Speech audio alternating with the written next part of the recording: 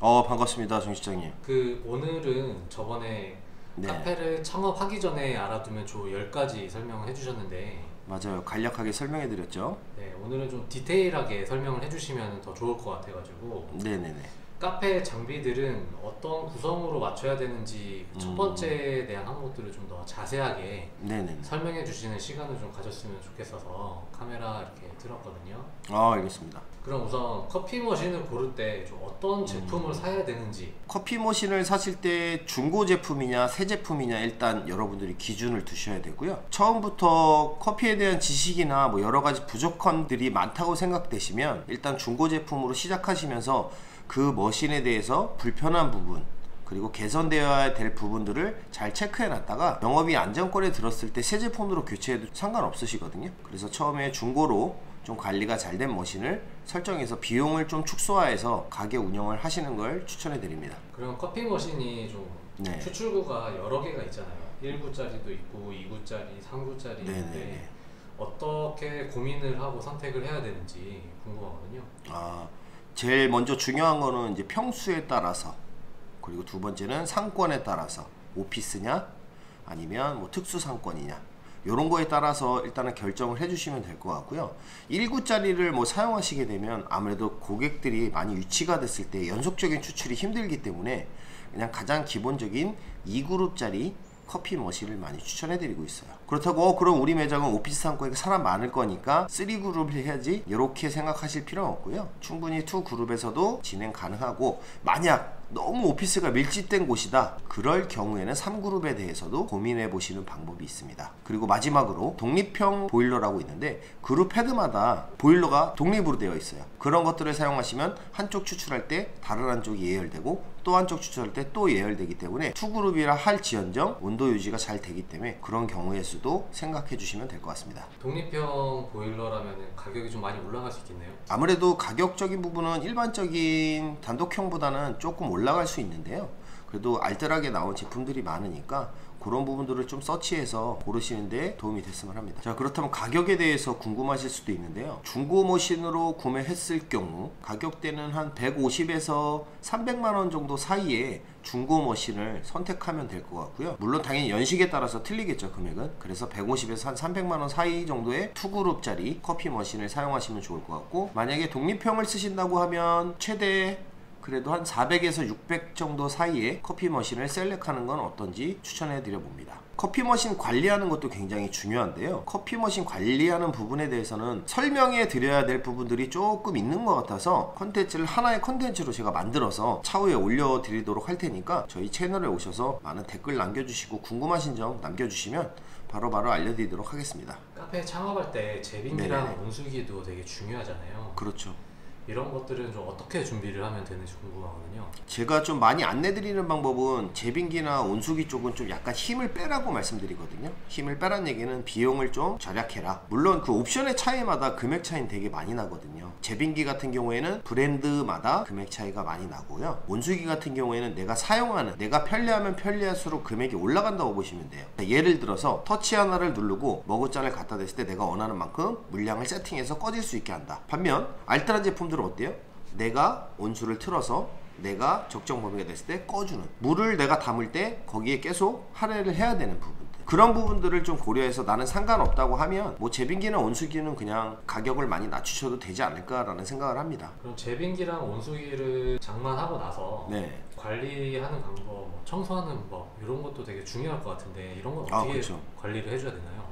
온수기 먼저 설명해 드리면, 온수기는 상부를 뜯고 약간 걷어내게 되면 아무래도 따뜻한 물을 관리하는 장비다 보니까 스케일이 많이 낄 거예요. 그렇기 때문에 늦어도 1년에 한 번씩은 스케일 제거 작업을 꼭 해주셔야 되고요. 제빙기 같은 경우에는 여름철에만 저희가 바싹 많이 쓰고, 그리고 뭐 겨울철에도 물론 아이스 아메리카노가 나가기 때문에 얼음은 계속 쓰는데, 그래도 6개월에 한 번씩은, 늦어도 자주 해주시는 게 제일 좋고요. 늦어도 3개월에서 6개월 단위 한 번씩은 꼭 분해를 하셔서 제거를 해주시는 게 좋습니다. 물때 같은 것도 굉장히 많이 끼고요. 그 이물질 같은 것도 굉장히 많이 끼기 때문에 위생상 좋지 않아서 자주 세척해 드릴 것을 권장드리고요. 하는 방법은 제가 추후에 콘텐츠 올릴 거니까 그때 확인해 보시면 좋을 것 같습니다. 제빙기를 설치를 할 때 주의사항 같은 것도 있나요? 만약에 인테리어를 하시기 전이다 하면 어차피 인테리어 업자분께서 제빙기 사이즈는 어떻게 되고 그 공간을 비워 놓으려고 사이즈를 많이 물어보시는데요. 상하 좌우로 해서 50mm 정도, 5cm 정도의 간격은 여유 간격은 두시고요. 뒷공간 역시 마찬가지로 한 5에서 10cm 정도 공간 두시는 게 좋아요. 그래야지 차후에 제빙기에 들어가는 이제 호수라든지 콘센트라든지 여러가지 부분들을 좀 여유 있는 공간을 놔두는 게 좋기 때문에 저 같은 경우에 그렇게 하고 있는 것 같습니다. 자, 그리고 제빙기 관리에서 또 하나 뭐 세척만큼이나 중요한 게 있는데요. 마지막으로 제빙기 앞쪽 보시면요, 그 환풍기 쪽에 그 필터가 있어요. 여러분들 그런 필터를 꼭 자주 세척해 주셔야 돼요. 왜 그러냐면 이제 먼지분이 프로펠러 부분이 있기 때문에 먼지 부분이 많이 끼거든요. 근데 그 부분을 자주자주 먼지를 제거해 주지 않으면 고장의 원인이 돼요. 그래서 모터라든지 다른 부분들이 망가지게 되면 수리 비용이 많이 발생되니까 꼭 수시로 점검해서 먼지 제거 어려운 거 아니니까요. 꼭 자주자주 제거해 주시는 거 잊지 마시고요. 그 다음에 또 필요한 장비가 그라인더가 있잖아요. 네네네네. 자동 그라인더가 있고 반자동 그라인더 뭐 이렇게 있던데 네. 어떤 제품을 선호를 해야 되는지.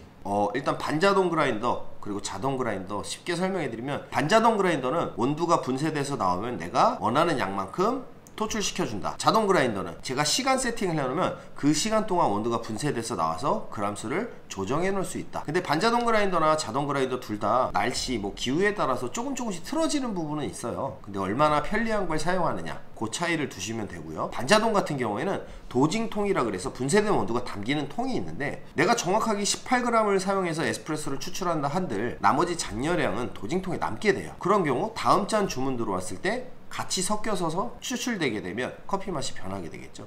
그래서 항상 버려지는 로스의 양이 좀 많지 않을까라는 생각이 들고요. 자동 같은 경우에는 아무래도 세팅을 해놔서 틀어지는 부분이 크게 없다 보니까 로스율이 그만큼 작아서 사용하시기도 편하고 해서 자동 그라인더를 좀 많이 추천해 드립니다. 그러면 매장을 오픈하고 나서 네네. 그라인더를 좀 세팅을 하는 부분도 있나요? 그렇죠. 오픈할 때보다 바리스타가 제일 먼저 하는 일은 그런 것 같아요. 가게 쓸고 닦고 청소한 다음에 이제 고객한테 그날 커피가 나가기 전에 그 바리스타가 테이스팅을 해보는 건데요. 그라인더 보시게 되면 나중에 이제 호퍼통 가운데 호퍼통이랑 조징통 사이에 나오는 출구가 있어요. 통로가 있는데 그 통로에는 매번 세척을 해주지 않기 때문에 이물질이 껴있어요. 물론 마감할 때마다 청소해주는 게 제일 좋긴 하고요. 껴있는 상태에서 바로 내가 추출을 담아서 난 지금 분쇄했으니까 먹어야지 하면 섞여서 나오겠죠. 그렇기 때문에 테스트 하기 전에는 항상 한두 번 정도 빼주고 버린 다음에 다시 분쇄해서 추출할 것을 권장해 드립니다. 그럼 오픈할 때랑 반대로 마감 시에도 뭐 원두를 따로 보관하는 요령이 있다거나 하나요? 그렇죠. 그런 분은 많이 계시진 않은데요. 그라인더 보시면 호퍼통 상부에 있는 통, 제가 참고 자료를 올려서 보여드릴 거고요. 호퍼통에 있는 원두를 다시 밀폐 용기 또는 원두 봉투에 보관을 해주시고 퇴근하시는 것을 권장해 드립니다. 그럼 그라인더도 아무래도 이제 원두 가루가 남는 부분이다 보니까 네. 청소하는 부분도 굉장히 중요할 것 같은데. 중요하죠. 이 부분은 어떻게 관리를 해줘야 되나요? 요거는 제가 다음에 컨텐츠를 하나 만들 건데요. 그라인더 많이 쓰는 그라인더를 하나 제가 선정해서 분해하고 청소하고 조립하는 과정에 컨텐츠를 한번 만들어서 한번 올려드리도록 할게요.